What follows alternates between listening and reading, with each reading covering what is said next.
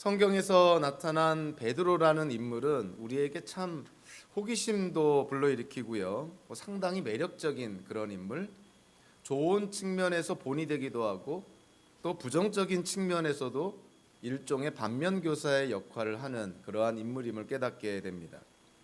이 말씀을 준비하면서 성경 안에서 제가 기억나는 베드로에 대한 사건들이, 대표적인 사건들이 몇 가지가 이렇게 떠올랐습니다. 예수님의 부활 전과 예수님께서 부활하신 이후에 예수님의 명령에 또는 예수님을 바라보면서 물에 뛰어든 유일한 이 제자가 베드로였습니다.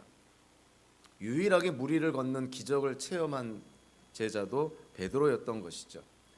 그리고 그 유명한 예수님께 대한 신앙 고백을 한 것도 베드로였던 것이고요. 그리고 예수님을 위해서 칼을 빼든 자도 베드로였습니다. 그러나 한편 두려워서 무서워서 예수님을 3번이나 부인했던 제자도 베드로였던 것이죠. 이런 다양한 그런 색깔, 어찌 보면은 우리 인간 자체가 복잡한데요. 베드로도 그래서 이 복잡한 그의 내면을 우리에게 보여줍니다. 한편으로는 믿음이 좋은 것 같았는데 또 한편으로는 정말 어처구니 없는 나약한 모습을 보여주는 그러한 베드로의 모습, 다른 사람의 모습이 아니라 바로 우리의 모습인 것이죠. 우리도 한때는 믿음이 좋았다가도 정말 너무나 사소한 일에 쉽게 우리가 실족하는 그런 나약함이 우리에게 있지 않습니까? 자, 그러한 베드로가 오순절 성령 강림 이후에 복음을 증거하면서 베드로가 고난을 당하게 됩니다. 사도행전 5장과 또 사도행전 12장에 보면 베드로가 복음을 전하면서 매를 맞기도 하고요. 그리고 감옥에 갇혀서 정말 사형 집행을 당할 위기에 놓여 있기도 합니다. 베드로도 또한 이 베드로 전서를 쓰면서 그가 받은 고난을 기억했을 것이에요. 그가 그러한 고난 속에 있을 때 그가 하나님께로부터 받은 그런 위로와 격려, 또 하나님께로부터 받은 힘과 능력, 그것을 분명히 기억했을 것입니다. 그래서 베드로 전서를 쓰면서 지금 어려움 가운데, 고난 가운데, 힘든 상황 속에 있는 형제 자매들에게, 동료 기독교인들에게 예수 그리스도를 믿는 믿음에서 오는 그런 하나님의 은혜와 능력을 붙잡으라고 그렇게 권고하고 있는 것이죠. 오늘은 우리가 베드로전서 전체를 통해서 일종의 아웃라인, 개관을 우리가 함께 나누고자 합니다. 서신서는 환상을 기록한 무슨 뜬구름 잡는 얘기가 아니라 특정한 시기에 특정한 대상을 향해서 특정한 목적 가운데 또 특정한 누군가가 쓴 편지라는 것이죠. 역사적인 편지인 것이죠. 그래서 특별히 서신서를 우리가 이해하려고 한다면 서신서에 대한 배경과 이것이 쓰여진 목적, 이유를 우리가 충분히 이해를 할 때 우리는 서신서를 이 본론에서 본질에서 벗어나지 않고 잘 이해를 할 수가 있습니다. 3가지로 우리가 나눠서 이해를 할 텐데요. 배경을 우리가 함께 나눌 것이고, 그리고 베드로전서의 구조를 우리가 함께 나눌 거고요. 그리고 베드로전서에서 특별히 강조되는 메시지를 우리가 함께 이해를 하려고 합니다. 배경을 우리가 이해한다고 했을 때 다양한 측면들이 있죠. 일단 베드로전서는 누가 썼는가? 여기에 대해서 현대 비평론에 기초한 현대학자들은 사도 베드로의 저자됨을 부정적으로 바라보는 사람도 있지만 성경을 통해서 보면 베드로전서 1장 1절과 5장 12절을 통해서 이 베드로전서의 저자가 사도 베드로임을 분명하게 명시를 합니다. 다른 어떤 그런 자료들을 통해서 의문을 제기하기보다는 성경 안에서 우리는 이 베드로전서가 베드로의 편지임을 우리가 깨닫게 되는 것이죠. 그리고 베드로전서는 도대체 언제 쓰여졌을까? 베드로전서에 나타난 여러 가지 핍박과 고난, 그리고 이 당시 성도들이 당하는 어려움들을 바라보면 우리가 조금 구분할 필요가 있습니다. 로마 정부로부터 아주 체계적이고 공식적인 핍박이 있었던 시기는 트라이안 황제, 주후 98년에서 117년에 로마를 다스렸던 트라이안 황제 시대로 이해가 됩니다. 그런데 베드로전서에 나타나는 이 어려움과 고난과 핍박이라는 것은 이런 어떤 체계적이고 조직적이고 공식적인 그런 핍박의 수준이 아니라 일상적인 수준이라는 걸 깨닫게 됩니다. 그래서 많은 학자들은 이 베드로전서가 네로 시대에 쓰여졌다, 네로 황제가 다스릴 때 쓰여진 서신서라고 이해를 합니다. 그래서 이 사도 베드로가 그가 순교하기 전에 네로 황제 시대인 주후 66년쯤에 또는 66년 이전에 이 베드로 전서를 기록했을 것으로 그렇게 추측을 합니다. 상당히 설득력 있는 그런 이해고요. 베드로 전서는 도대체 사도 베드로가 그럼 어디서 기록을 했을까? 베드로전서 5장 13절에 보면 이런 말이 있습니다. 여러분과 함께 택하심을 받은 바벨론에 있는 자매 교회와, 이런 표현을 통해서 바벨론 교회가 있는 곳에서 베드로 전서를 기록했을 것이다. 그렇다면 신약 성경에서 바벨론이 상징하는 곳이 어딜까 보면 거의 예외 없이 그것은 로마를 가리킵니다. 그래서 사도 베드로가 로마에 머물면서 초대교회 성도들을 향해서 이 베드로전서라는 서신서를 썼다, 이렇게 우리가 이해를 합니다. 저자가 베드로고요. 기록한 장소가 로마고, 그리고 주후 66년 이전에 이 베드로전서가 쓰여졌는데, 그렇다면 베드로전서는 누구를 향해서 쓰여졌을까요? 이것도 또한 우리가 베드로전서를 통해서 쉽게 찾아볼 수가 있습니다. 베드로전서 1장 1절과 야고보서 1장 1절 두 개 다 공동서신인데요.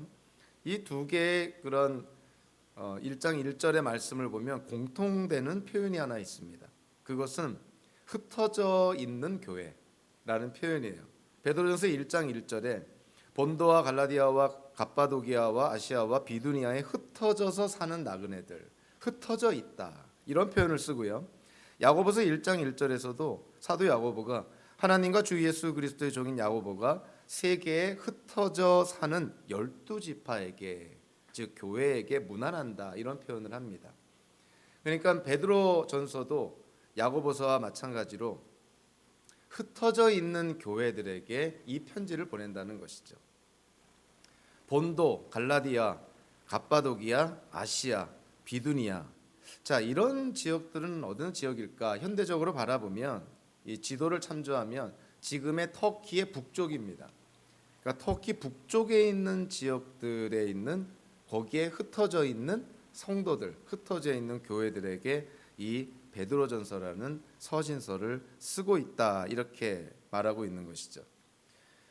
베드로전서 안에 특별히 베드로전서 4장 3절과 4절에 보면은 이 수신자들에 대한 특징을 언급하는데요. 그것은 어떻게 표현하고 있냐면 방탕과 정욕과 술 취함과 헐락과 연애와 가증스러운 우상 숭배를 했던 여러분들의 이전의 삶이 이와 같았다고 묘사를 합니다. 그래서 이 베드로전서를 받아보는, 베드로전서를 읽는 대부분의 수신자는 이방인 기독교인, 비유대인 기독교인으로 그렇게 이해를 합니다. 그러니까 예수 믿고 구원받기 이전의 삶이, 그러니까 이방인들의 삶의 특징을 가리키고 있기 때문에 그런 것이죠. 베드로전서라는 서신서를 받아보는 사람이 터키 북쪽 지방에 흩어져 있는 교회, 특별히 이방인 기독교인들에게 쓰여졌다. 이들이 처한 상황은 과연 어땠을까 바라보면요. 먼저 이 환경을 바라볼 때 이 베드로전서가 성경 안에서 어떠한 위치에 있는지를 살펴보는 것도 도움이 됩니다. 베드로전서는 야고보서, 베드로후서, 요한서신, 그리고 유다서와 함께 또 히브리서까지 포함해서요, 공동서신 속에 포함이 됩니다. 이 공동서신 또는 일반서신이라는 것은 사도 바울이 쓴 로마서나 데살로니가 전후서, 고린도 전후서 등과 같이 어떤 특정한 지역, 특정한 교회, 특정한 사람에게 보내진 서신서가 아니라 그 당시 초대교회의 기독교인들에게 그들 전체를 대상으로 해서 보내진 서신서라는 것이죠. 편지라는 것이죠. 그래서 이 베드로전서, 베드로전후서라든가 또 야고보서, 히브리서, 요한 1, 2, 3서, 또 유다서, 이런 공동서신은 어떤 특정한 교회나 특정한 사람을 대상으로 한 것이 아니기 때문에 그 당시에 초대교회 모든 성도들한테 보내진 서신서. 그렇기 때문에 더 객관적이고 더 복음에 대해서, 기독교인의 삶에 대해서 더 현대의 우리들이 눈여겨볼 수 있는 내용이라는 것이죠. 흩어진 교회들에게 공동으로 보낸 서신서. 근데 이 서신서들을, 공동 서신서들을 기록한 저자들의 면면을 바라보면 사도 베드로가 있고요, 또 사도 요한이 있고, 그리고 사도 야고보가 있습니다. 사도 베드로와 사도 야고보와 사도 요한은 사도 바울이 갈라디아서 2장 9절에서 초대교회의 기둥들이라고 표현을 합니다. 그러니까 초대교회에 절대적인 영향력을 끼쳤던, 그리고 리더십을 발휘했던 그런 아주 대표적인 사도들. 그래서 사도 바울이 바나바와 함께 예루살렘에 방문해서 이 기둥들과 같은 사도들로부터 그 바울과 바나바의 신학과 교리와 복음과 사역을 함께 나누고 서로 점검하고 상호 보완하고 서로 인정하는 그러한 내용들이 갈라디아서에 잘 나와 있지 않습니까? 그만큼 이 야고보와 요한과 베드로는 초대교회에 정말 기둥 같은 역할을 합니다.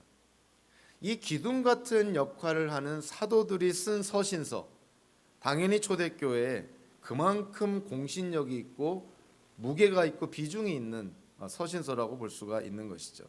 좀 전에도 언급한 것처럼 바울 서신은 어떤 특정한 교회, 특정한 대상에게 쓰여진 서신서라면, 이 공동 서신은 모든 교회, 모든 성도들에게 쓰여진 서신서이기 때문에 현대 우리 기독교인들에게 보면은 더 객관적으로 이 내용들을 통해서 유익을 얻을 수가 있는 것이죠.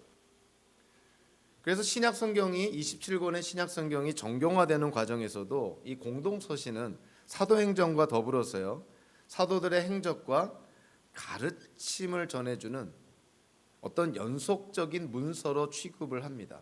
그러니까 사도행전과 공동 서신은 신약 성경이 정경화되는 과정에서 초반부터 하나님의 영감으로 쓰임 받은 정경으로 분류가 된 것이죠.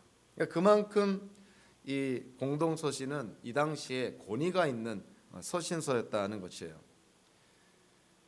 신약 학자 가운데서 존경을 받고 아주 권위 있는 학자 중에 한 명인 하워드 마샬이라는 분은요, 이렇게까지 얘기합니다.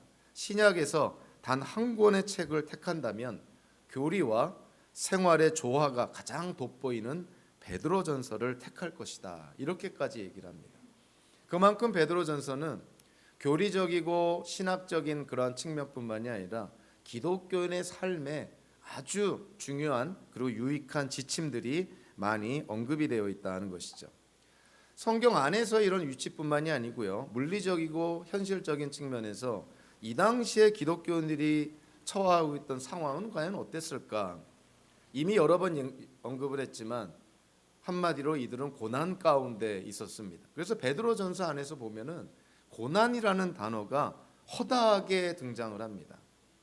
어떤 다른 신약 성경 책보다도 이 고난과 관련된 단어가 가장 많이 쓰여진 책이 베드로전서인 것이죠. 그래서 어떤 학자가 이 고난과 관련해서 연구를 했는데 베드로전서 안에 고난이라는 단어가 동사로 쓰여진 게 14번이고요. 12번이고 명사로 쓰여진 게 4번이나 사용됐다. 그러니까 이 짧은 서신서 안에 고난이라는 뜻으로 쓰여진 단어가 16번이나 등장하게 되는 것이죠. 그러니까 그만큼 이 베드로전서를 읽는 이 당시의 초대교회 성도들이 그 당시의 상황적으로 고난 가운데 있었다는 것이에요. 베드로전서는 5장으로 구성이 되어 있는데요, 이 베드로전서 구조를 바라볼 때 물론 이제 베드로전서가 어떻게 구성이 되어 있느냐는 또 이 베드로전서를 바라보는 시각에 의해서 또 관점에 의해서 어디에다 초점을 맞추냐에 따라서 사실은 구조가 좀 다양하게 그렇게 보여질 수가 있습니다. 그런데 제가 참고한 그러한 내용들 가운데서 가장 이렇게 매력적이다, 설득력 있는 그러한 구조는요, 베드로전서 1장 1절에 나와 있는 표현들에 기초한 베드로전서의 구조가 가장 설득력 있는 구조라고 봅니다. 베드로전서 1장 1절에 이렇게 말하고 있죠. 예수 그리스도의 사도인 베드로가 본도와 갈라디아와 갑바도기아와 아시아와 비두니아에 흩어져 사는 나그네들인 택하심을 입은 이들에게 이 편지를 씁니다. 사도 베드로가 누구에게 편지를 쓰냐면 교회에 편지를 쓰는데 그 교회를 어떻게 표현하고 있냐면요. 이 번역 성경이 아니라 헬라어 성경 원문을 기초하면 제일 먼저 등장하는 단어가 택하심을 입은 자들에게, 성도는 택하심을 입은 자들이다. 교회는 택하심을 입은 자들의 모임이 교회.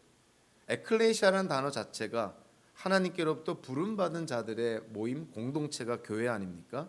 그러니까 사도 베드로도 교회를 표현할 때 제일 먼저 표현한 것이 택하심을 입은 자들이다. 하나님께로부터 선택받은 자들이다 하는 거예요. 이건 성경에서 우리가 구원을 이해하는 데 있어서, 하나님과의 관계를 이해하는 데 있어서 가장 핵심적인 용어, 핵심적인 개념 중에 하나입니다. 선택의 주체가 누구인가? 하나님이 우리를 선택하는 것이지 우리가 하나님을 선택하는 것은 아니다라는 거예요. 사도 베드로도 마찬가지로 표현하고 있는 것이죠. 교회는 택함 받은 자들이다는 거예요. 첫 번째 표현이 택함 받은 자들이라면 두 번째로 표현된 것이 나그네들이라는 표현입니다. 나그네들. 교회는 어떠한 정체성을 갖고 있나요? 세상에 자리 잡고 빌딩을 짓고 자기 왕국을 세우는 것이 교회가 아니라, 성도들이 아니라, 성도는 이 세상을 지나가는 나그네들이다.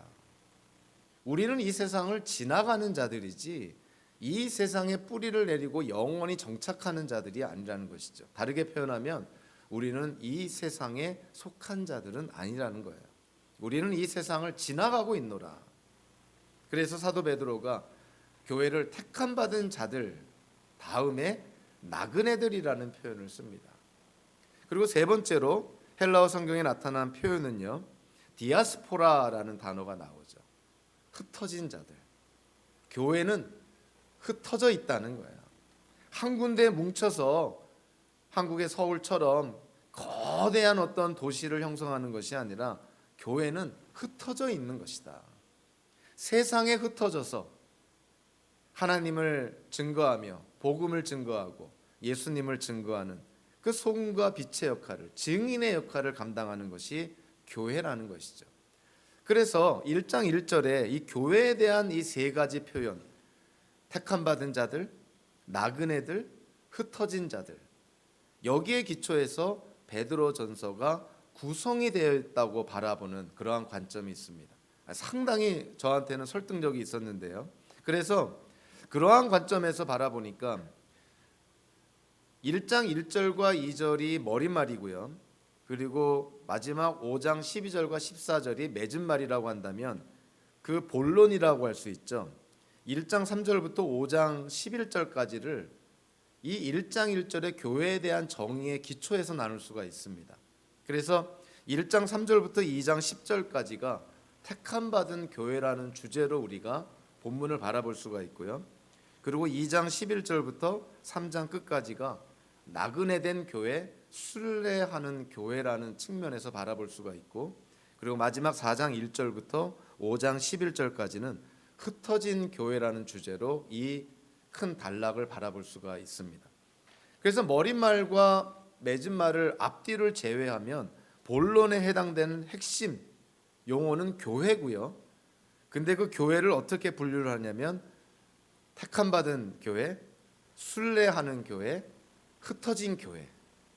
이것이 사도 베드로가 초대교회 성도들에게 주신 교회에 대한 정의예요. 현대를 사는 우리에게도 마찬가지의 정의입니다. 우리는 교회를 어떻게 정의할까요? 교회는 택함 받은 교회입니다.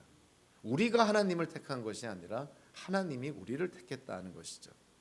교회는 지금 이 세상에서 자기 왕국을 세우는 것이 교회가 아니라 교회는 순례하는 교회, 교회는 나그네와 같은 교회라는 것이죠.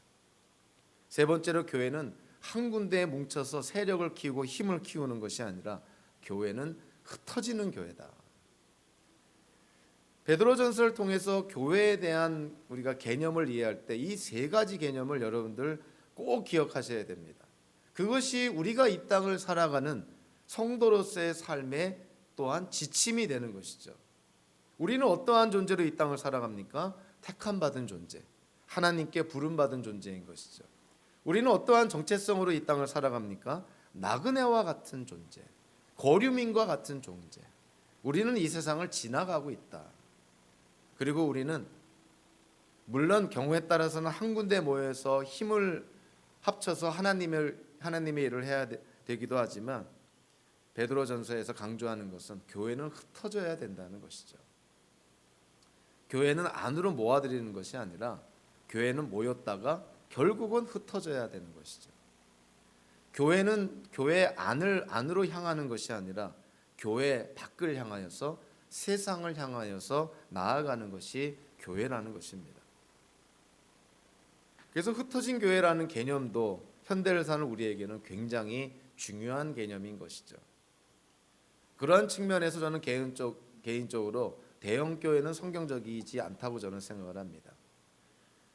한국에 있는 대형 교회에서 대형 버스를 여기저기 보내가지고 멀리 있는 성도들을 끌어다가 대형 교회를 이루는 거 저는 전혀 성경적이지 않다고 보고요. 그거는 하나의 폐단이라고 저는 생각을 합니다. 마치 지역에 코스코와 같은 큰 도매상을 찾아가지고 그 지역의 로컬 비즈니스를 망쳐놓는 거나 다를 바가 없어요. 교회가 그렇게 되면 안 되는 것이죠.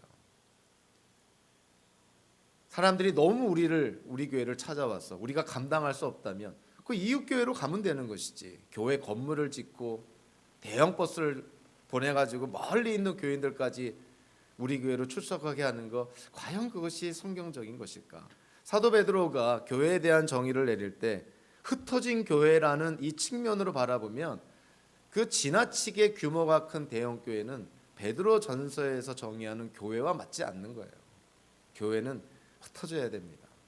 사실 초대교회의 모습은 가정교회의 성격을 띠고 있지 않았나요? 가정에서 소수의 사람들이 한 가정에서 모일 수 있는, 물론 그 가정이 좀 큰 집이었겠지만 그럼에도 불구하고 우리가 생각하는 그러한 큰 규모의 공동체는 아니었다는 것이죠. 그런 수많은 가정교회들로 한 지역에 있는 교회가 이루어져 있었습니다. 그러니까 흩어져 있었던 것이죠. 그래서 우리가 베드로전서 한 몇 개월 동안 베드로전서 전체를 우리가 함께 말씀을 나눌 때 교회라는 것을 바라볼 때 교회는 하나님께로부터 택함 받은 교회구나. 교회는 이 세상에 자리를 잡고 영원히 사는 것이 아니라 이 세상을 순례하고 이 세상을 지나가는 나그네와 같은 교회구나. 그리고 교회는 뭉쳐서 세력을 키우는 것이 아니라 교회는 흩어져야 되는구나. 세상의 소금과 빛의 역할을 감당하기 위해서는 구석구석 흩어져서 소금과 빛의 역할을 감당해야 된다는 것이죠. 자, 그렇다면 베드로전서에서 사도 베드로가 이 당시 초대교회 성도들에게 주고자 하는 주된 메시지가 무엇일까? 물론 그 메시지도 보는 관점에 따라서 다양하게 강조점을 둘 수가 있지만요. 두 가지 측면에서 우리가 한번 생각해 볼 수가 있습니다. 베드로전서 안에도 복음이 등장하고요. 그리고 복음과 관련해서 성부, 성자, 성령의 삼위일체 하나님의 구원의 역사가 등장을 합니다. 베드로전서가 복음을 제시할 때, 즉 복음의 진리를 제시할 때 두 가지 틀을 전제로 합니다. 첫 번째 틀은요, 하나님의 나라와 세상 나라가 충돌하고 있는 그러한 전제입니다. 우리가 살고 있는 이 세상과 마찬가지인 것이죠. 눈에 보이는 물리적인 이 세상 나라와 실제로 우리가 속한 하나님의 나라, 이 두 개의 나라가 지금 충돌하고 있는 것이죠. 영적으로 바라보면 전쟁 가운데 있는 것이고요. 복음은 그러한 상황 속에 전해지게 됩니다. 또 하나의 틀은 하나님과 그리고 사람 사이의 관계성과 관련된 것인데요. 자, 복음이 전해졌을 때, 하나님께서 구원의 손길을 내밀었을 때 그 구원의 손길을 회개와 믿음으로 받아들인 자, 그들에게는 구원과 영생의 축복이 주어지고 하나님의 자녀가 되는 축복이 주어지죠. 그러나 하나님의 그 구원의 손길을 거절한다면 당연히 심판받을 수밖에 없는 것이고요. 그러니까 복음이 이러한 측면에서 전해집니다. 두 가지 틀을 전제로 해서 주어지게 되죠. 그리고 이제 구원의 과정을 통해서 보면 우리가 성경, 특별히 신약 성경을 통해서 우리가 분명하게 알 수 있는 것은 이 구원의 과정은 흔히 우리가 과거, 현재, 미래 시제적으로 이해를 합니다. 구원의 과거적인 측면이 있고 구원의 현재적인 측면이 있고 구원의 미래적인 측면이 있습니다. 하나님께서 구원의 계획을 세우셨고 예언자들을 통해서 그 복음을 약속하셨고 예수님께서 직접 이 땅에 내려오셔서 우리로 하여금 구원을 누릴 수 있는 길을 준비하셨고, 즉 십자가를 통해서 구원의 문을 여셨고, 예수님은 부활 이후에 베드로전서 3장에 보면 옥에 있는 영들에게까지 가서 승리를 선포하셨고요. 예수님은 승천하셔서 하나님의 보좌 우편에 앉아 계셨고, 그리고 이제는 성령님을 이 땅에 보내셔서 우리로 하여금 전도하게 하고 성도의 삶을 살게 하셨다는 거예요. 이 모든 것이 다 과거적입니다. 과거에다 일어난 일들이에요. 여기에 대해서 사람이 어떻게 반응하느냐에 따라서 물론 결과는 천양지차로 달라지지만 이 구원의 과거적인 측면이 있습니다. 그럼 구원의 현재적인 측면이 뭘까요? 구원의 현재적인 측면은 이러한 구원의 과거적인 그런 측면에서 언급된 내용에 대해서 사람이 어떠한 반응을 하느냐에 따라서 두 종류의 사람이 생기는 것이죠. 이 구원에 대해서 바르게 반응을 한다면 그는 하나님의 자녀가 된 자들이고, 베드로전서의 표현대로 하면 하나님의 제사장으로 지음받은 자들이고요. 정말 이 세상 속에 살고 있지만 세상과 다른 신분을 갖고 이 땅을 살아가는 하나님의 백성들이라는 것이죠. 그렇기 때문에 고난을 당한다는 것이에요. 그러나 또 다른 부류의 사람들은 이 구원에 대해서, 복음에 대해서 그들이 회개와 믿음으로 받아들이지 않는다면 그들은 하나님의 정의와 공의에 의해서 심판을 받을 수밖에 없는 것이고, 더 나아가서 교회를, 성도들을 모욕하고 비방하고 핍박하는 자들이라는 것이죠. 그래서 구원의 현재적인 측면을 보면 성도들은 성령의 도우심을 받아서 점점 예수 그리스도를 닮아가는 삶을 추구하게 되는 반면에 구원의 복음을 거절한 자들은 점점 더 마음이 강팍해지고 점점 하나님을 배격하고 더 나아가서 안티가 되어서 성도를, 교회를 핍박하는 그러한 모습을 띠게 된다는 것이죠. 구원에는 미래적인 측면이 있습니다. 우리가 성경을 통해서 보면 간혹 가다가 좀 당혹스러운 그런 표현을 보게 되죠. 구원을 받았다 이런 표현이 있고, 또 구원을 이루어 나가라 이렇게 현재적으로 명령하기도 하고, 구원이 가까웠다 미래적으로 표현하기도 합니다. 그럼 구원이라는 것을 우리가 어떻게 이해해야 될 것인가? 당연히 과거, 현재, 미래적으로 종합적으로 우리가 이해를 해야 되는데요. 좀 어려운 신학적인 용어로 치면은 구원의 과거적인 측면은 우리가 예수를 믿고 의롭게 되었다는 것입니다. 구원의 현재적인 측면은 구원받은 자가 이제 예수님을 닮아가는 거룩한 성화의 과정에 들어가 있다는 것이죠. 그럼 구원의 미래적인 측면은요, 예수님의 재림으로 말미암아 예수 믿는 기독교인들이 다 영화롭게 된다는 것이죠. 그래서 구원의 과정에는 당연히 미래적인 측면이 있습니다. 그래서 로마서에서 보면 사도 바울이 그렇게 표현합니다. 구원이 가까웠다. 사도 바울이 거기서 말하는 구원이라는 것은 우리의 칭의나 성화의 과정이 아니라 예수님의 재림으로 말미암아 우리가 마침내 누리게 될 하나님이 약속하신 구원을 언급하는 것이죠. 구원의 미래적인 측면은 예수님의 재림으로 시작을 하고요. 예수님의 재림으로 시작해서 하나님의 심판이 이어지게 됩니다. 예수를 믿는 기독교인들은 이 베드로전서 표현대로 한다면 칭찬과 영광과 존귀를 얻고 썩지 않는 영원한 기업을 누리게 되고 장차 부활을 통해서 올 구원을 온전히 경험하게 된다. 이렇게 베드로전서는 표현합니다.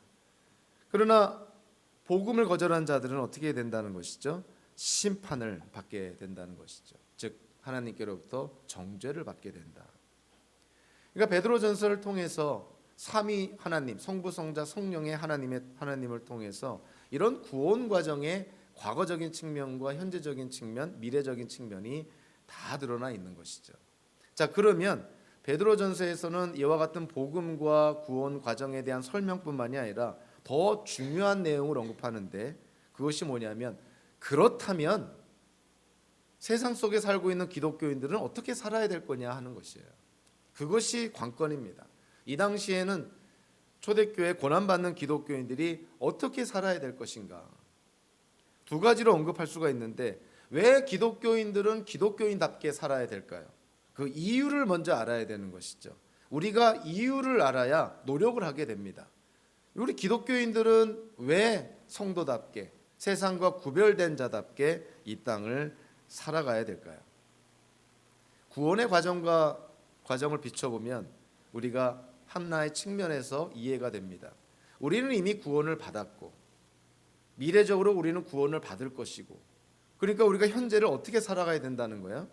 구원받은 자답게 살으라는 것이죠. 당신은 구원을 받았고 그건 일종의 약속이고, 예수님이 재림하심으로 말미암아 당신은 약속받은 구원을 누릴 것이고, 그렇다면 그 중간에 현재를 살아가는 우리는 어떻게 살아야 정상이라는 거예요. 구원받은 자가 구원받을 자로서 이 땅을 어떻게 살으라는 것이죠? 구원받은 자답게 살아라. 그것이 성화의 과정이고 그것이 성도의 삶이라는 것이에요. 아니, 구원은 받았다고 하면서 미래의 구원을 받을 거라고 확신을 하면서 현재를 살아갈 때 구원받은 자답게 살지를 않는다면 그것처럼 모순덩어리가 없는 것이죠. 그거는 상식적으로 이해가 될 수가 없는 부분입니다. 당신 구원 받았습니까? 예수 믿는 자들은 구원 받았다고 얘기를 합니다. 저도 그렇게 얘기를 합니다. 그리고 저는 분명 예수님 재림할 때 하나님이 약속하신 구원을 실질적으로 물리적으로 누리게 될 거라고 또 확신을 합니다. 그렇다면 현재는 어떻게 살아야 됩니까? 답이 나오는 것이죠. 과거의 구원을 받았고 미래의 구원을 받을 거라면 현재는 어떻게 살아야 된다는 것이죠? 구원받은 자답게, 부름받은 자답게, 세상과 구별된 성도답게 살아야 되는 것이 지극히 상식적이고 정상이라는 것이에요. 뭐 대단한 게 아니라는 것입니다. 우리 기독교인들이 성도답게 사는 게 좀 오해를 하지 마시면 좋겠는데요. 우리가 성도답게 사는 게 뭐 하나님께 칭찬거리가 된다고 생각하지 마세요. 우리는 이미 축복을 받은 자들이고 축복을 받은 자답게 이 땅을 살아가는 것은 당연한 우리의 도리입니다. 하나님이 우리를 하나님의 자녀 삼아 주셨는데 그럼 우리가 어떻게 살아야 된다는 거예요? 하나님의 자녀답게 사는 것이 당연한 것이죠. 현대를 우리가 하나님의 말씀에 순종하며 거룩한 성도의 삶, 세상과 구별된 삶을 살아가는데, 물론 우리의 노력도 들어가고 어떤 때는 우리의 희생도 들어가고 어떤 때는 우리의 아픔도 있습니다. 그럼에도 불구하고 그것이 우리의 공로가 되지는 않는다는 거예요. 하나님의 은혜에 당연한 보답의 행위지, 우리가 이 땅을 거룩하게 사는 것이 하나님께 또 다른 칭찬과 하나님의 축복을 받는 그런 어떤 근거가 되는 것은 아니라는 것이죠. 구원받은 자로서 이 땅을 사는 것이 마땅하다, 그렇게 우리가 이해를 합니다. 또 하나는 같은 맥락인데요, 이제 우리가 이 땅을 살아갈 때 어떠한 정체성으로 살아가게 되냐면 하나님과 관계를 맺은, 이제는 세상이 내 주인이 아니라, 그 어떤 것이 내 주인이 아니라 하나님이 나의 주인임을 고백하면서 사는, 하나님과의 관계를 새롭게 맺은, 하나님과 우리와의 관계가 부모와 자녀 관계처럼 그런 새로운 관계를 맺은 그러한 정체성을 갖고 우리가 이 땅을 살아가니 하나님의 뜻대로 사는 것이 당연하지 않겠느냐 하는 것이에요.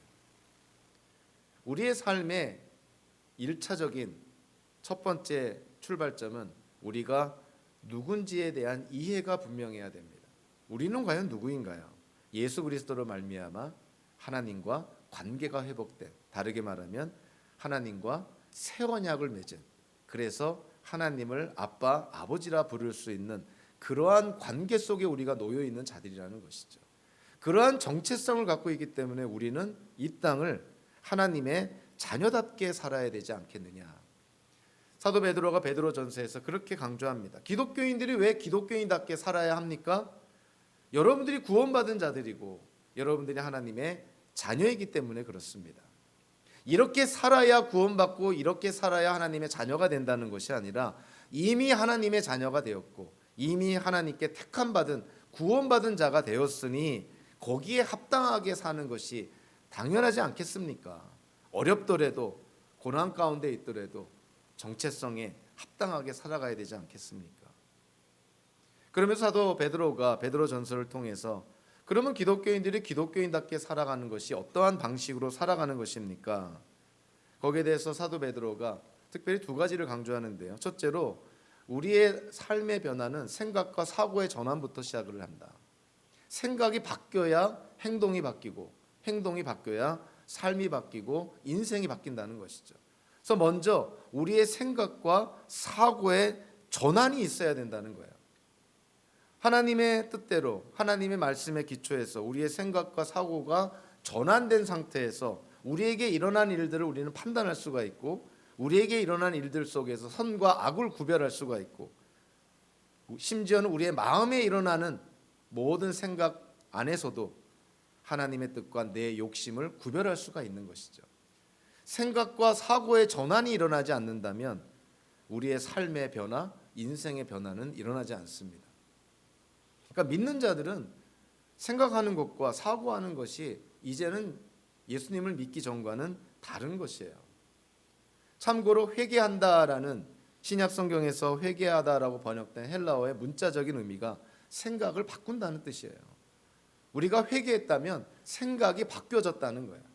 이전에는 틀렸다고 한 것이 진리라는 것을 깨닫게 되는 것이고 이전에는 맞다고 생각한 것이 이제는 틀렸다는 걸 알게 됐다는 것이죠. 회개했습니까? 다른 말로 하면 예수를 믿기 전과 지금 생각이 바뀌었습니까?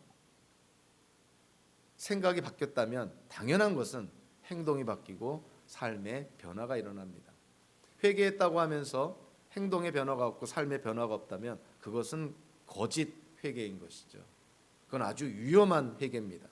자기는 회개하고 구원받았다고 하지만 성경으로 비춰보면 회개한 자다운 모습이 나타나질 않는 거예요.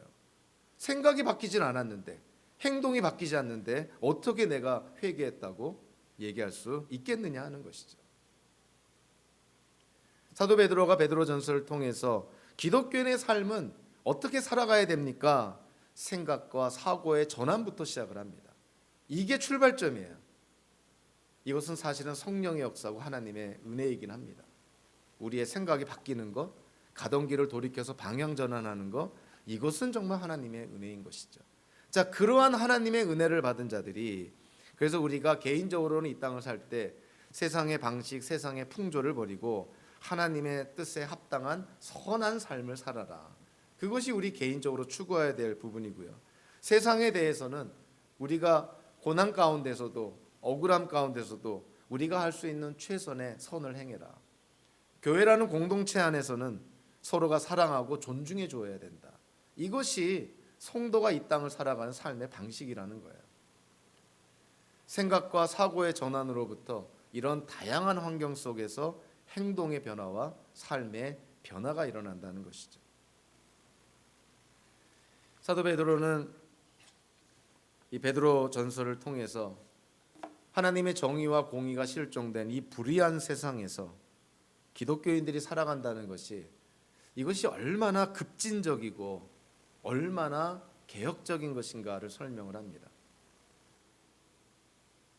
세상이 갖고 있는 가치관, 세상의 풍조, 다수의 의견을 거슬러서 우리가 이 땅을 살아가고 있으니 세상 사람들이 볼 때는 기독교인들의 삶이 너무 급진적이지 않느냐, 너무 과격하지 않느냐, 너무 개혁적이지 않느냐, 이런 어떤 평가를 받을 수도 있겠죠. 그러나 저는 그것은 당연한 평가라고 생각을 합니다. 세상 나라의 가치관과 다른 하나님 나라의 가치관대로 살아가니 세상 사람들이 바라보는 시각은 놀라움의 시각일 것이고요. 경우에 따라서는 비난과 조롱의 시각이 될 수가 있는 것이고요. 어떤 때는 관심을 불러일으키는 그러한 시각이 될 수도 있겠죠. 그래서 우리의 삶이 또 저와 여러분들이 구성하는 가정이 또 이 공동체가 만약에 세상과 구별됨이 없다면 이 땅에 기독교인이 있을 이유도 교회가 있을 이유도 기독교라는 종교가 존재할 이유도 없게 되는 것이죠. 분명히 구별되는 모습이 있어야 됩니다. 누군가가 우리 교회에 오면 뭔가 다르다는 것을 깨달을 수 있어야 돼요. 우리의 모습 속에, 공동체의 모습 속에, 선포되는 말씀 속에, 우리가 진리라고 믿는 그런 깨달음 속에 세상 사람들이 듣지 못하고 깨닫지 못하는 그 무언가 구별된 게 있어야 우리는 어떤 의미로 보면 지금 제대로 살고 있는 것이고 공동체는 바르게 세워지고 있는 것이고 그것이 하나님의 뜻임을 우리가 깨닫게 됩니다. 저는 이 베드로전서를 이제 주일 설교 본문으로 택하면서 너무 기대가 되고 어떤 의미로 보면은 정말 흥분까지도 일어날 정도로 베드로 전후서를 통해서 우리가 얼마나 많은 걸 깨달을 수 있을까? 사도 베드로를 통해서 우리는 얼마나 많은 진리를 또 접하게 될까? 또 개인적으로는요. 베드로 전후서를 통해서 그동안 사건 속에 나타난 베드로에 대한 조각 지식을 벗어나서 베드로 전후서를 통해서 베드로에 대한 전인격적인 그런 이해와 베드로를 더 종합적으로 알 수 있는 그러한 시간이 되지 않을까. 너무나 기대가 되는 그러한 시간입니다. 여러분들도 베드로 전후서를 우리가 함께 나누면서 기대하시고 그리고 베드로 전후서 다 해봤자 8장밖에 되지 않으니 여러분들 한 주에 한 번 정도 통독하면서 그렇게 베드로 전후서를 그래도 몇 개월 동안 함께 깊게 우리가 탐구에 들어간다면 정말 저와 여러분들의 삶에 우리 기독교의 삶에 풍성한 유익을 누릴 거라고 생각합니다. 우리 베드로 전서를 통해서 특별히 혹여라도 어려움 가운데 있는 분들에게는 격려가 또 지금 믿음 가운데 서 있는 분들에게는 더 강인한 믿음이 세워지는 그런 축복이 임하기를 주님의 이름으로 축원합니다. 기도하겠습니다.